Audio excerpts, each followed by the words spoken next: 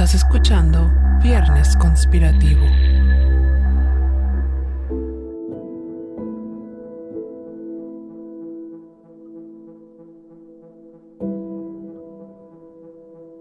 Esto es Viernes Conspirativo, el podcast donde Ana Laura Ibarra y Lupita Caballero te compartirán temas dotados de conspiración y misterio, así como mitos, leyendas, historias urbanas, secretos del internet y demás cosas de las que necesitas saber la otra versión de la historia. Bienvenidos sean a una nueva entrega de este podcast. El día de hoy les traemos una serie de casos que se engloban en una enorme teoría conspirativa de la cual personalmente me dejó pensando mucho. Se trata de la maldición Kennedy. Como su nombre lo dice, las víctimas o son parte de esta famosa familia estadounidense o de una u otra manera se relacionaron con ella.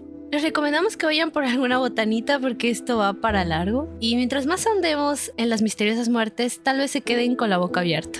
Sin más que agregar, pónganse cómodos que ya vamos a comenzar con esta parte 1.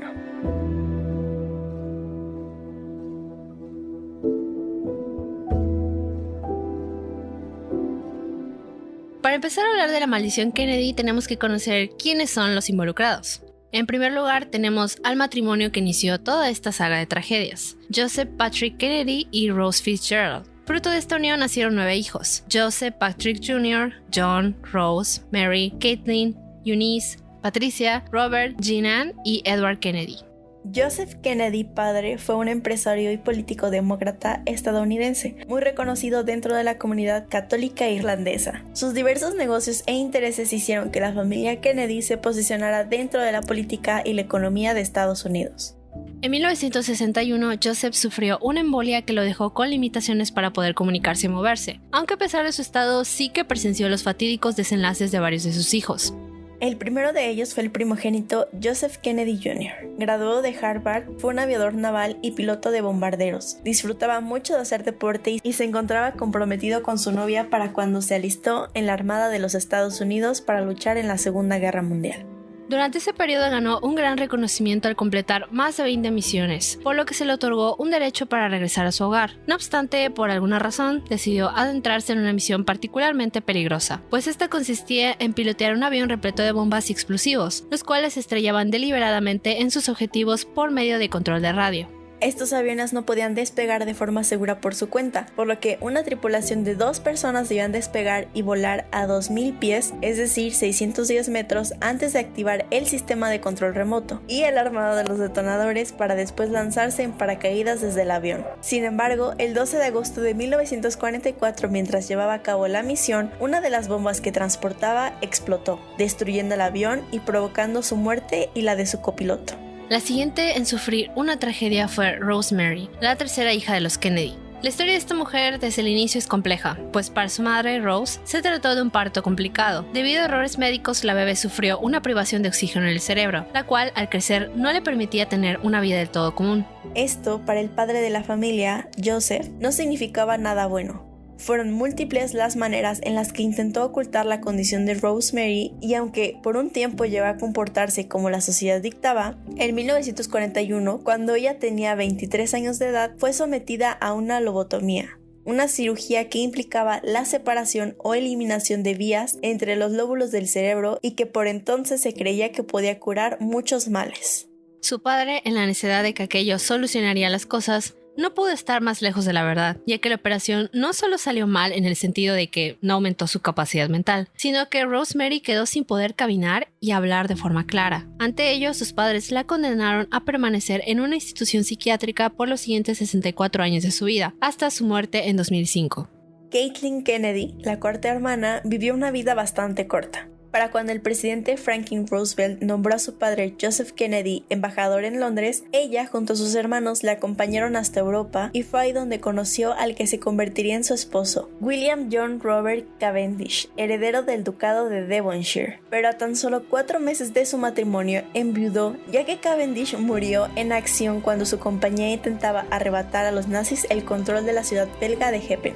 Tiempo después tuvo un amorío con el conde William Wentworth Fitzwilliam, un militar y aristócrata británico, quien estaba casado y había decidido divorciarse por ella. Aunque ello no fue posible, pues en 1948, mientras realizaban un viaje por el sur de Francia, sufrieron un accidente de aviación que les costó la vida.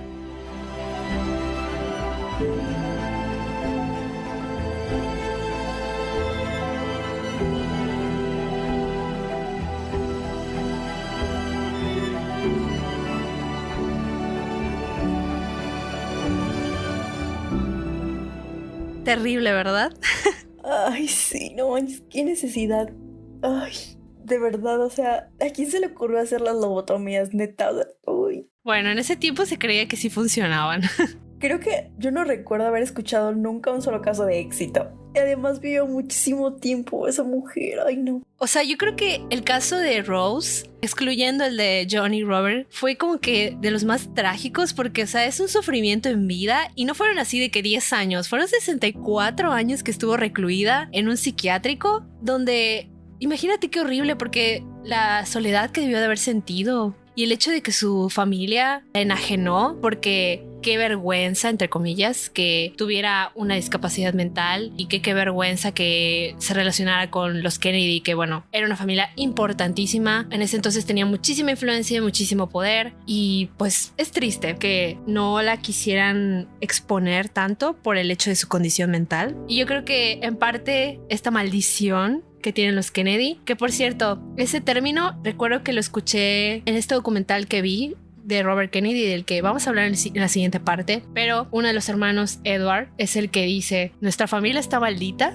A partir de ese entonces, o incluso antes, se empezó a especular sobre esto de que, es que la familia está toda maldita y que hay algo que los persigue. Pero se me hace como mucha mala suerte, porque, o sea, no es como que uno o dos, sino muchos miembros de la familia y no solo la familia directa de que hermanos o el padre, sino esto llega hasta los bisnietos. O sea, se me hace muy loco.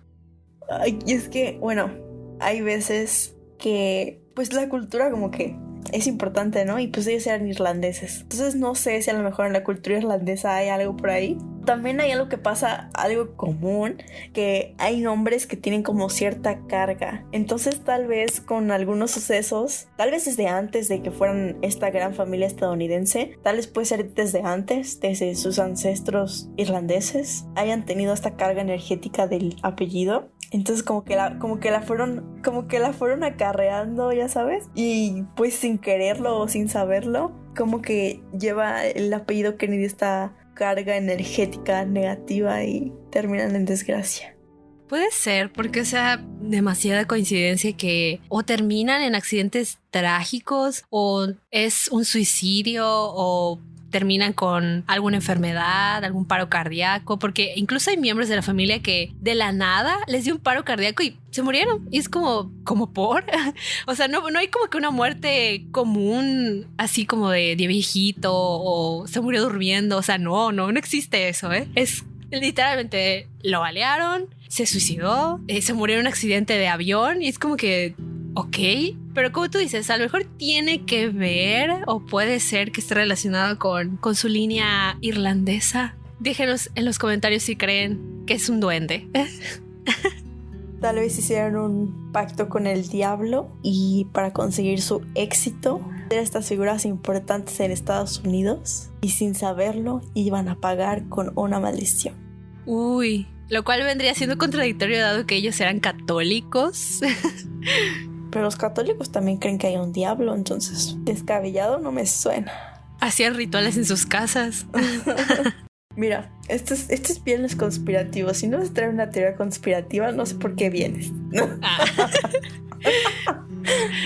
Bueno, entonces o hicieron pacto con el diablo o fue lo del duende. Una de dos, no hay de otra, ¿ok? Estas son nuestras dos teorías al momento.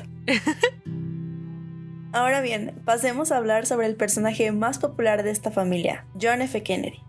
John Fitzgerald nació el 29 de mayo de 1917 en Brookline, Massachusetts, Estados Unidos. Es conocido por ser el presidente electo más joven que ha tenido dicho país y también por haber gobernado en un periodo histórico donde se dieron diversos acontecimientos tales como la Guerra Fría, la carrera espacial, Vietnam, el conflicto con Cuba, el Muro de Berlín, entre otros. Durante sus primeros años de vida, John fue un niño muy enfermizo, ya que padeció de sarampión, escarlatina, un brote de malaria y lo que se le conoce como el síndrome poliendocrino autoinmune tipo 2. Además de ello, al ser el segundo hijo de la familia, vivía bajo la constante sombra de su hermano Joe, el primogénito, quien no hacía nada más que tener logros en su vida, eso hasta antes de su trágica muerte. El hecho que lo catapultó hasta la política ocurrió durante su enlistamiento en la Segunda Guerra Mundial. Kennedy quedó al mando de una lancha torpedera PT-109 en el área del Pacífico Sur, la cual fue impactada por un destructor japonés, haciendo que ésta se partiera en dos y explotara. La tripulación a bordo logró nadar hasta una isla y sobrevivir hasta su rescate. Gracias a ello, escribió un libro llamado Perfiles de Coraje, el cual ganó un premio Pulitzer en 1957 y con ello adquirió mucha más popularidad. John de forma rápida logró adentrarse dentro de los demócratas y con el gran apoyo económico de su familia logró representar al estado de Massachusetts como miembro de la Cámara de Representantes desde 1947 hasta 1953, cuando se convirtió en senador. Durante su periodo de campaña para volverse presidente, en 1960 ocurrió un hecho que ciertamente le favoreció para ganar.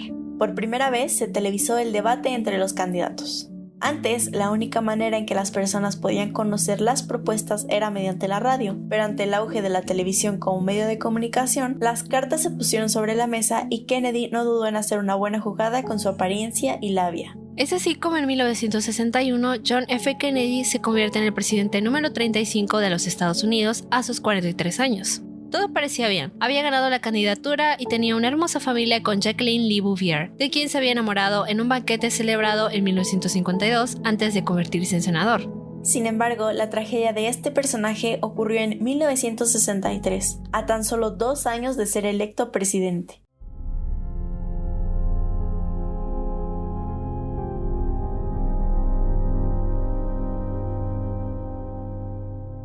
El 22 de noviembre de 1963 aparenta ser como cualquier otro. John F. Kennedy había iniciado un día antes una gira que debía llevarlo por varias ciudades de Texas. Esto con el fin de cumplir su deber presidencial en un estado que a lo largo de la historia siempre ha sido republicano.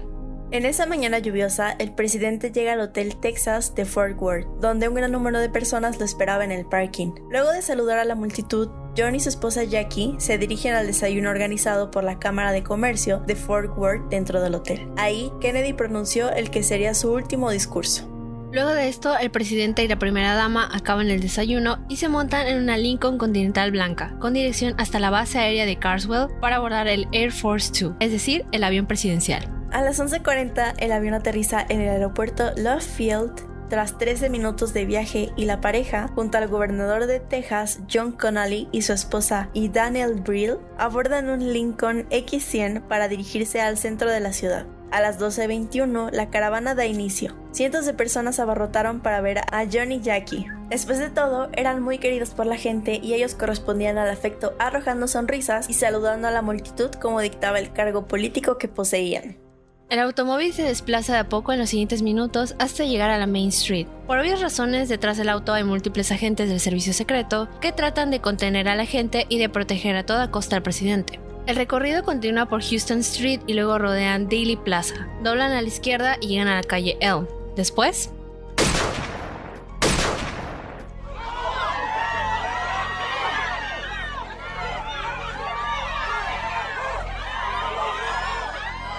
justo a las 12:30, 2 disparos se escuchan. La situación se torna tenebrosa. Jackie escucha el estruendo, voltea y ve a su esposo llevarse una mano al cuello. ¡Dios mío! ¡Le han disparado a mi esposo!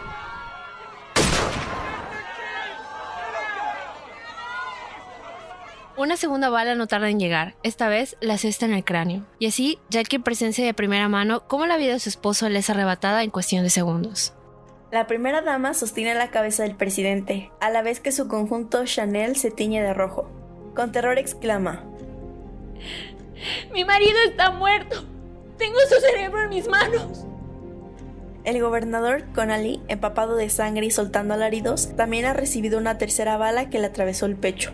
De inmediato, el agente del servicio secreto Clinton J. Hill saltó apresurado al automóvil en un intento por cumplir con su deber de proteger a la primera dama de otros posibles disparos. Aunque en vano, el chofer acelera y se alejan a toda prisa del lugar para dirigirse al Parkland Memorial Hospital. En tan solo 6 minutos llegan al hospital. Los doctores James Carrico y Malcolm Perry le practican una traqueotomía, tratando de revivir el pulso y la respiración, pero de nada sirve pues la bala efectuada en el cerebro fue mortal. Lo único que les resta es declarar mediante una rueda de prensa la muerte del presidente John F. Kennedy.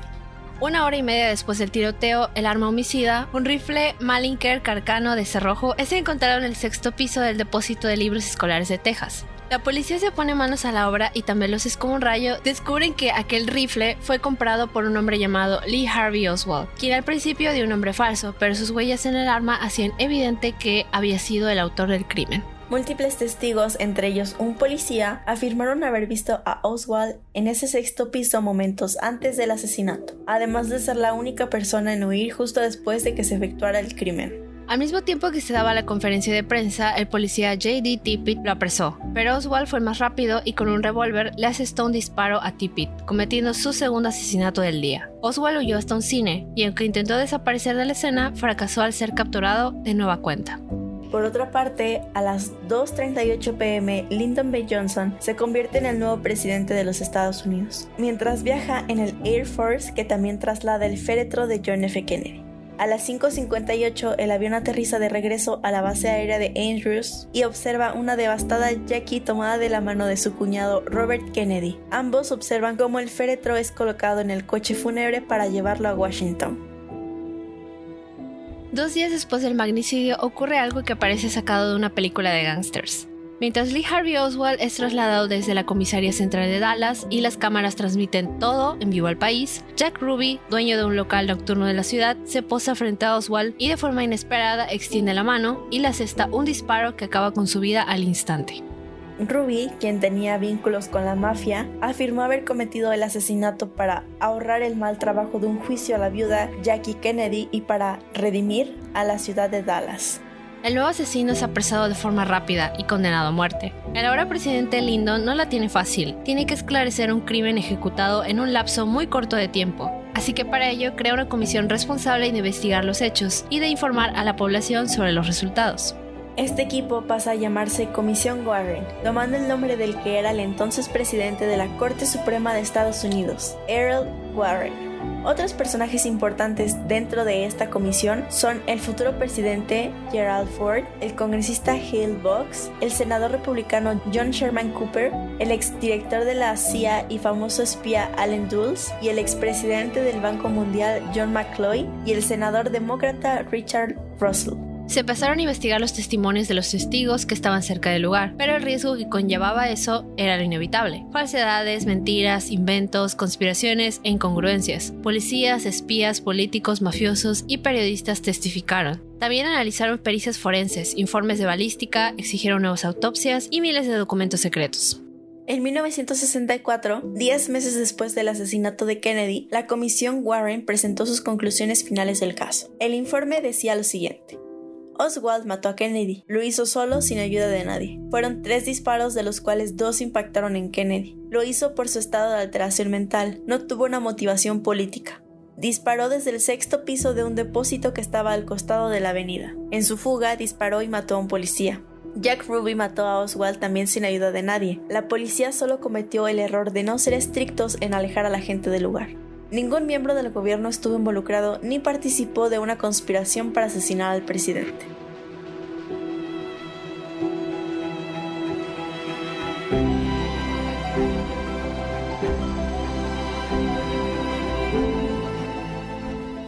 ¿Y quién se cree eso? A ver, tú me dices, ¿es que esto no es una conspiración? ¿Qué voy a pensar yo? Yo creo que es muy evidente que estamos hablando de una conspiración y de un complot hecho hacia Kennedy. Pero antes de hablar de eso, creo que hay que hablar un poco de él como persona, porque igual se dicen bastantes cosas turbias, como por ejemplo, una que me encontré es que este libro que él escribió y del cual ganó un premio Pulitzer, en realidad pues no fue escrito por él. Hay un autor que se llama Gary Wills y este sostiene que John F. Kennedy no fue el auténtico autor y en realidad fue Theodore Sorenson y Jules Davids, que de hecho fueron profesores de historia de Jackie Kennedy en Georgetown, y también defiende que el libro fue pagado por Joe Kennedy, o sea el padre, obsesionado en aumentar el prestigio intelectual de su familia. También se dice que tenía conexiones con la mafia de Chicago porque su padre lo introdujo a ello, y este aspecto de que era un mujeriego, el que estábamos hablando hace un ratito, que hacía fiestas con prostitutas y todo eso. Entonces esos son como que los aspectos turbios que tuvo John Kennedy, y no se me hacen para nada extraños, la verdad, porque o sea, yo creo que todos los políticos tienen sus trapitos sucios y cosas para esconder, y entonces no me sorprende que este tipo de cosas, sobre todo lo del libro, sea una conspiración hasta cierto punto verdadera, porque pues todos los Kennedy no solamente eran adinerados, sino que tenían que mantener este estatus social e intelectual no iban a cualquier escuela, ¿no? O sea, iban a Harvard y estudiaban cosas relacionadas con la política, eran abogados, estaban por todos lados en el sector político y financiero. Este aspecto en particular no se me hace raro y de hecho es muy creíble para mí. Exacto, y si no estaban como al frente de una campaña, o sea, al ser a lo mejor candidatos, por ejemplo, Robert Kennedy estaba planeando las campañas de su hermano. Sí. O sea, era como toda la mente detrás de toda la estrategia. Entonces como que siempre se vieron relacionados. Eran muy unidos. Y pues sí, eso que comentas del libro creo que es de lo más popular que se sabe, porque en cada sitio leía eso del libro, que ese premio Pulitzer no es de él. Y no es de sorprender porque, o sea, su papá lo empujó mucho a todo lo que fue su carrera política. Pero no solo eso, sino que también los Kennedy tenían como esta forma de hablar que convencía a mucha gente y que generaba hasta cierto punto empatía. De hecho, creo que fue en clase de opinión pública o en clase de fotografía, no me acuerdo cuál. Hablamos mucho sobre este debate que tuvo John F. Kennedy con Nixon, que fue el primer debate televisado. Pero lo destacable de este debate era la imagen, la apariencia que tenía John F. Kennedy, contraria a la de Nixon, que pues él era un hombre que tenía rasgos muy duros, muy tal vez como que no muy amables al público. Como antes las propuestas y todo eso se decían por la radio, en realidad Nixon ganó en ese sentido, pero como ya la tele era algo innovador, algo nuevo, por apariencia ganó John F. Kennedy, o sea, porque se veía como una buena persona y tenía como que este rostro muy amigable, muy childish hasta cierto punto. Entonces ese es como que otro factor que hizo que John F. Kennedy se volviera muy popular entre la gente. Sí, es un fenómeno que de verdad no se puede dejar de comentar por el hecho de que fue muy contrastante, como lo mencionas. Las personas que vieron el debate por televisión empatizaron con Kennedy por el hecho de la iluminación, porque Kennedy estaba bien iluminado y no tenía sombras en su rostro, se veía más amigable, como que reflejaba más confianza y la gente como que empatizaba con él, al contrario de Nixon, que Nixon no lo iluminaron bien, tenía como muchas sombras en su rostro y parecía como una persona un poco más maligna. Entonces, al momento de hacer las encuestas, se dieron cuenta que las personas que escucharon por radio el discurso empatizaron más con Nixon. Sin embargo, la gente que lo vio en televisión empatizó más con Kennedy. Es ahí como este gran contraste y pues ya sabemos qué viene después, ¿no? Pero sí, es un fenómeno que no puede dejar de comentarse. Así es como nace la opinión pública. No se dejen engañar por lo que ven, esa es la lección. Pero igual, otro aspecto que no es de sorprender era que era un mujeriego, que no era un esposo fiel a Jackie, sino que tenía bastantes amoríos con otras mujeres, entre cuales la más popular es Marilyn Monroe. Pero de eso hablaremos en el especial de Mujeres Conspirativas, así que estén al tanto. No me explico qué necesidad. ¿Qué necesidad había de ser mujeriego? Ay, sí, porque, o sea, en política es muy importante la imagen, obviamente. Entonces, hay una estrategia que ya se sabe, o sea, es obvio. Ya, en estos switches es obvio. Muchos candidatos para gobernadores, alcaldes, diputados, senadores, como para dar esta imagen de confianza, se tienen que casar. Tienen que demostrar como que tienen como una vida estable, lo que quieras, ¿no? Entonces como que se casan, pero ¡ay! No dejan de ser unos viejos puercos. Viejo Entonces, puerco. O sea, siguen haciendo como todas estas cosas y así. Entonces, ¿de qué te sirve, según tú, crearte esta buena imagen si vas a seguir haciendo esas cosas? O sea, neta, no te cases. Hacía sus fiestas con prostitutas y incluso se llegó a involucrar con una menor de edad, según. Y además, no es el único Kennedy que se ha involucrado con una menor de edad. Más adelante, en la segunda parte, lo sabrán, que no fue el único. Pero se me hace muy turbio, es como que... ¿Por qué? ¿Por qué hacen eso? Ay, sí. Y luego nada más hacía quedar mal a Jackie, pero bueno, en fin. Continuando con esto del asesinato de John F. Kennedy, fuera de lograr que las teorías conspirativas se acallaran, la comisión Warren logró el efecto contrario. Era algo extraño que hubieran concluido que no existía ninguna conexión entre los asesinatos, y más que el móvil haya sido meramente la condición mental de Oswald. La teoría oficial dada por la comisión Warren es la de la bala mágica. Esta dice que los 3 disparos efectuados por Oswald, el primero fue fallido, el segundo es la supuesta bala mágica y el tercero que asestó el cráneo de Kennedy. El poderoso disparo, acorde a la versión oficial, primero atravesó el cuello del presidente, luego siguió hacia el pecho del gobernador Connally, que estaba sentado en el asiento de adelante. De ahí salió y pasó por su muñeca para terminar alojada en sus muslos. Aparentemente atravesó 15 capas de ropa pasando por el medio del nudo de la corbata presidencial y entró y salió 3 veces de 2 cuerpos diferentes. No obstante, un gran número de personas no creyeron ni por un instante en esta versión. En 1976 se creó una nueva comisión llamada Comité Selecto de la Cámara sobre Asesinatos, la cual estaba a cargo de investigar crímenes violentos como el de Martin Luther King o el de Kennedy. Para 1979 presentó un informe en el que contradecía por completo la versión oficial de la Comisión Warren, alegando que el crimen del presidente Kennedy había sido fruto de una gran conspiración que involucraba al gobierno y a la anterior comisión. Dentro de estas teorías se encontraba la del segundo tirador, pues según existía una gran posibilidad de que 2 hombres le hubieran disparado a Kennedy, siendo la segunda posición desde el suelo al lado de la ruta de la caravana del presidente. Esto se respaldaría a partir de la enigmática grabación de Abraham Zapruder, quien había filmado la caravana del presidente y capturado momentos clave del asesinato. La conclusión era que, además del segundo tirador, había habido una cuarta bala.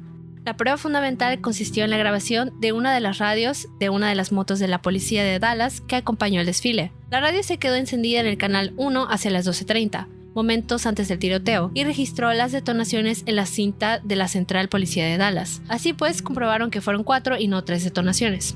Se realizaron estudios de acústica basados en la posición de la moto y concluyeron que los 3 primeros disparos procedieron de la 6ª planta del edificio de Dallas, tal y como dijo la comisión Warren, pero no el cuarto, que procedía de la valla de Grassy Knoll con una probabilidad del 96%. Esto quería decir que aunque Oswald no era el único autor de los disparos, 2 de sus balas hirieron y mataron a Kennedy. El cuarto disparo del segundo tirador simplemente falló.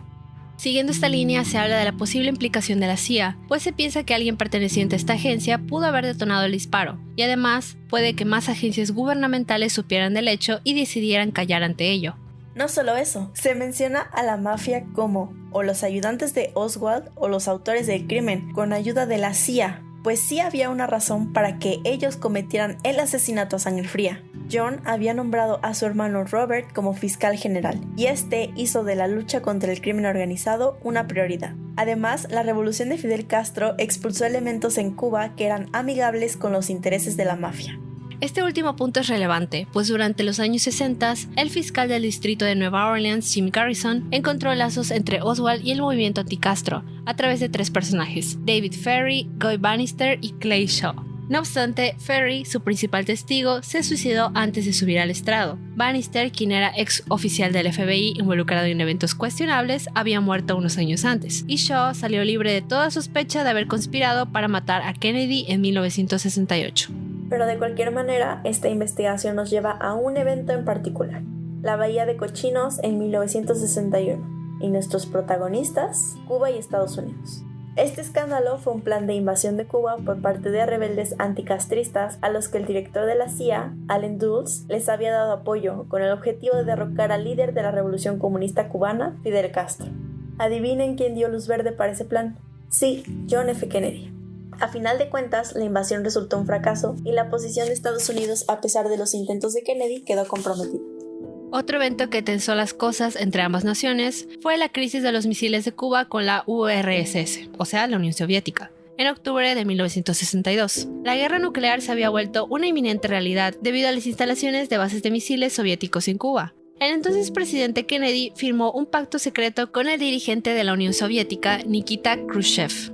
Esto consistía en ceder a las bases de misiles en Turquía, al mismo tiempo que se comprometió a que Estados Unidos no intentaría jamás derrocar a Castro. Los rusos, por su parte, retiraron los misiles de Cuba.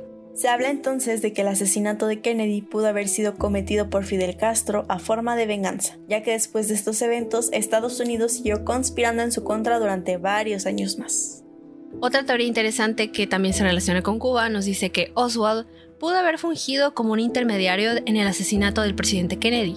Alrededor de un mes previo al magnicidio, Oswald tomó un autobús de Texas a Ciudad de México. Llegó el viernes 27 de septiembre de 1963 por la mañana y se fue muy temprano el miércoles 2 de octubre.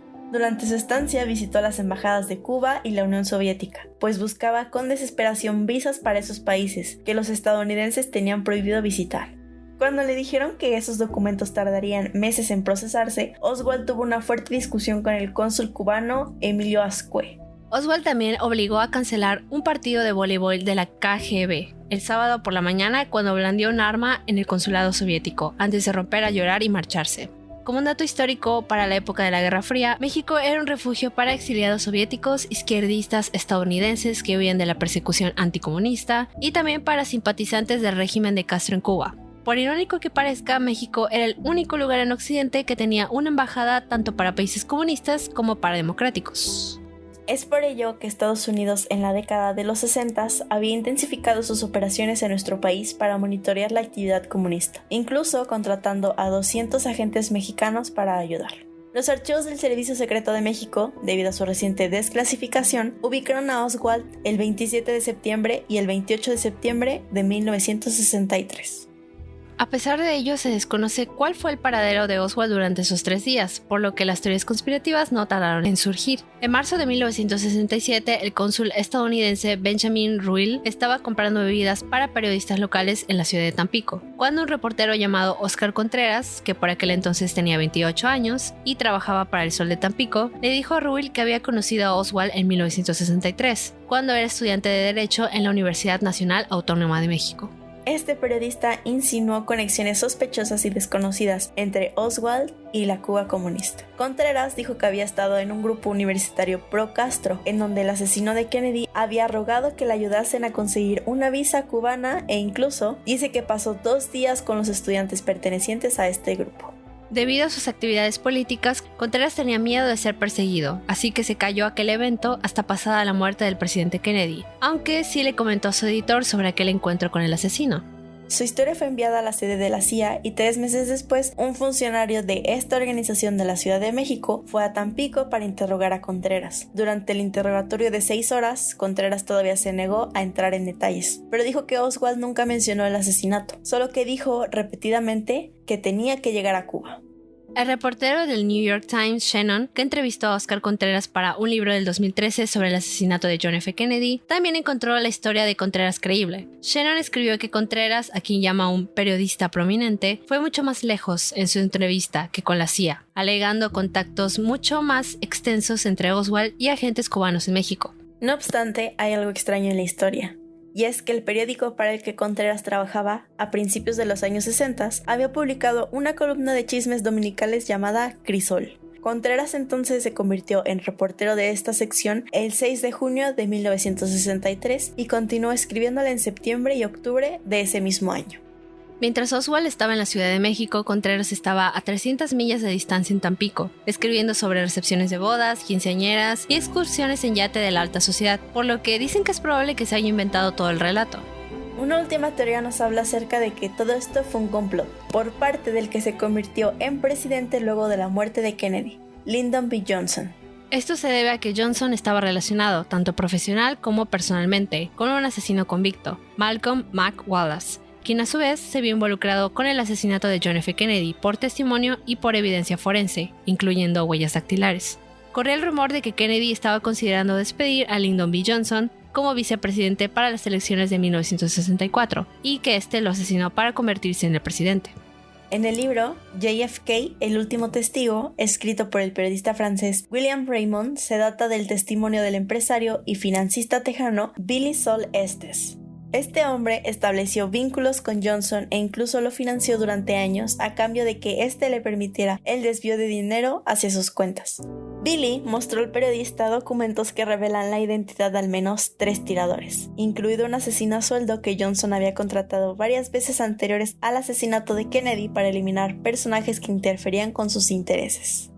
También se menciona en el libro al amante de Johnson, de nombre Madeleine Duncan Brown.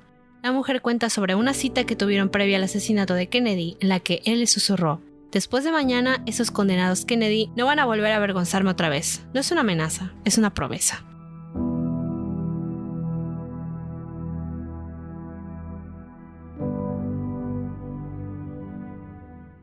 ¿Qué piensas? ¿Qué piensas? O sea, qué embrollo, porque dentro de todo esto no faltó el mentiroso, o sea, que complicó un poco más las cosas. Hay varios puntos respecto como que a cada una de las teorías. Esta última que habla de Johnson tal vez suene como demasiado conspirativa por el hecho de que no se llevaban bien. Como que la única relación que tenían era meramente diplomática, política, pero era muy muy sabido y no lo trataban de ocultar que al menos Robert Kennedy y Lyndon Johnson no se llevaban para nada bien. Entonces entiendo como que haya gente que crea que lo asesinó para convertirse él en presidente. Ajá, creo que eso es como lo más fácil, como apuntar a Lyndon, pues él fue el que tomó el lugar de Kennedy, entonces como que tal vez podrás pensar que es una persona algo obvia, ¿no? Sí.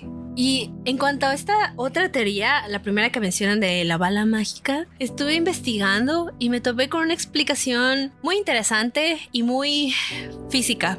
Entonces, lo voy a tratar de explicar lo más sencillo posible. Esta dice que hay dos factores que no se tomaron en cuenta para analizar. El primero era que los asientos traseros donde estaban John F. Kennedy y su esposa Jackie estaban más elevados para que el público los pudiera ver mejor. Y bueno, el coche estaba en constante movimiento, entonces la posición desde la que Oswald disparó, se puede apreciar que la trayectoria que recorrió la bala fue normal, desde el impacto hasta el presidente hasta la herida que tuvo el gobernador. Esto a su vez se liga con la teoría de que habla de un segundo tirador y que no es tan factible, porque si tomamos en cuenta la filmación que hizo Zapruder, se dice que el movimiento de la cabeza de Kennedy al recibir el impacto sugiere que el tirador se encontraba delante de él, pero en esta grabación se puede ver que la bala impacta en Kennedy y en el gobernador Connally al instante, o sea, fue rápido. Si hubiera habido dos tiradores, pues estos tuvieron que haber disparado al mismo tiempo. Para explicárselos aún más detalladamente, la distancia entre Oswald y Kennedy en el primer impacto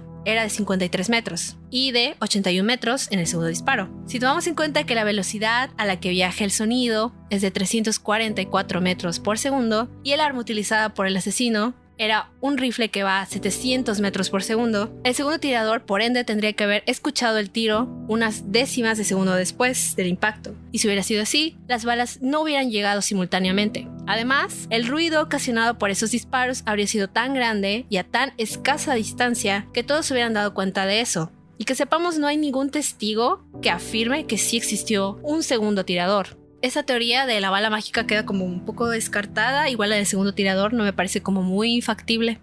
Sí, también vi esa explicación y totalmente, o sea, el ruido que hacen esas armas es estruendoso. Entonces, ahora que fuera por dos, como que está complicado, ¿no? Y también en el video, el cómo lo va presentando es bastante claro la dirección de la que viene el disparo. Entonces sí, creo que desde hace bastante tiempo ya está descartada la idea del segundo tirador. Sí, o sea, y además no es como que la única ocasión en la que se habla del segundo tirador, igual para la muerte de Robert Kennedy, mencionaron lo del segundo tirador. Pero bueno, el punto es que estas dos teorías que son como que las más sonadas, pues hay como explicación científica para desmentirlas. Ahora, otro punto importante para hablar es el del personaje de Oswald y su relación con el comunismo. Que por cierto, no sé si tú sabías ese dato de que en México en la Guerra Fría venían todos los refugiados y que había embajadas tanto para comunistas como para no comunistas. Yo no lo sabía. Pues no sé, más extraño por el hecho de que hay varios personajes ilustres mexicanos que eran comunistas, entonces como que no se me hizo extraño, la verdad. Bueno, es que México siempre ha sido como un poco neutral en esas cosas, a diferencia de Estados Unidos, que ahí sí era como delito hablar de eso. Estar relacionado con comunistas sí era terrible. Somos camaradas con todos. Somos buena gente, somos buenas personas. Bueno, pero hay algo de Oswald que mencionan en esta película, la de JFK, que está en Prime por si la quieren ver, pero les recomiendo que se lleven su almuerzo y su cena porque dura 4 horas. Entonces, en esta película abordan esta teoría de que Oswald no solo vivió en la Unión Soviética pues porque quería o porque estuviera de vacaciones, sino porque en realidad era un espía y le enseñaron ruso para eso. A final de cuentas, fue un chivo expiatorio. No estoy muy segura qué pasó con su relación con a lo mejor la CIA o el FBI, que el punto es que a él lo mandaron al matadero y lo culparon. Pues sí se me hace como un poco creíble pensar, y esto yo lo voy a mantener hasta con la muerte de Robert Kennedy, que fue un grupo de personas que los pusieron a los asesinos que son conocidos como los responsables de los asesinatos como chivos expiatorios, pero que en realidad los que estuvieron detrás del crimen, la planeación, las mentes maestras fueron organizaciones secretas o tal vez no tan secretas. Yo también creo que como este grupo, una organización que estaban protegiendo seguramente los mismos intereses al momento de matar a John que posteriormente a Robert. No puede ser coincidencia que maten a dos hermanos de la misma manera. Es como muy raro. Sí, o sea, no creo que sea coincidencia. Además, igual sería como muy conveniente culpar a Fidel Castro de todo esto, porque, a ver, hay algo que esto es meramente mi opinión. Los estadounidenses es conocido que buscan problemas donde nadie les está pidiendo que vayan. Es el ejemplo de la guerra de Vietnam, los problemas que hubo igual con Cuba, con los soviéticos, o sea, con Medio Oriente sobre todo también. Es como que muy fácil decir que el enemigo fue el responsable, cuando en realidad el enemigo como que le vale, ya sabes, o sea, como que no se va a meter en esos problemas porque sabe que no le conviene. ¿Y para qué van a perder su tiempo haciendo eso? Honestamente.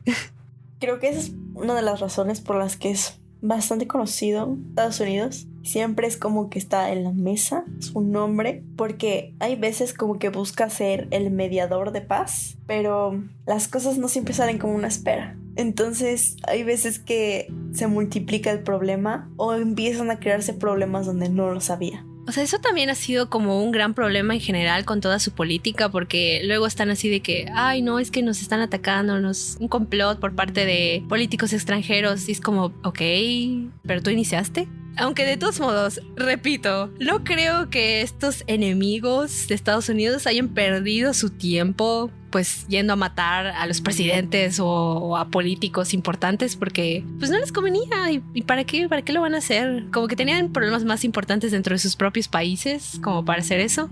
Exacto, creo que tenían más cosas que hacer dentro de los movimientos que ellos estaban organizando dentro del lugar que estaban, más allá de tratar de desestabilizar al enemigo o algo así. Aunque bueno, yo creo que sí, el hecho de que Kennedy se involucrara tanto en lo de la revolución cubana y dado que se obsesionó hasta cierto punto con matar a Fidel Castro y con esto de acabar con los comunistas, pues a lo mejor eso ya para los intereses de la organización que lo asesinó ya no resultaba beneficioso, porque es sabido que en una guerra se gasta muchísimo dinero para el armamento, para los soldados. Entonces pues a lo mejor dijeron ya basta contigo y con tu obsesión con la guerra. Solo pensar en la guerra, uy. Terrible, terrible. Sí, no. Siento que es muy innecesario, pero en fin. Lo es. Pero bueno, esta ha sido la primera parte de La maldición de los Kennedy. Esperamos que la hayan disfrutado y pues esténse atentos la próxima semana que va a salir la segunda parte, esta vez de Robert Kennedy, del cual también hay mucho para explicar y mucho para decir. Así que esténse atentos. Nuestras fuentes para este capítulo son BBC, National Geographic, El Mundo, Infobé, El País, El Financiero, Clarín, Cuaderno, El Confidencial y CNN. Les invitamos a pasarse por nuestras redes sociales, pues estaremos publicando otras tragedias de esta familia que no mencionamos en este podcast, así que vayan a seguirnos. Además de que nos pueden dejar sus comentarios, opiniones, si tienen alguna otra teoría al respecto o quieren sumar alguna opinión o algo de lo que nos estamos saltando, están a tiempo para que se incluya en la parte 2. Nosotras nos despedimos y nos vemos a la próxima.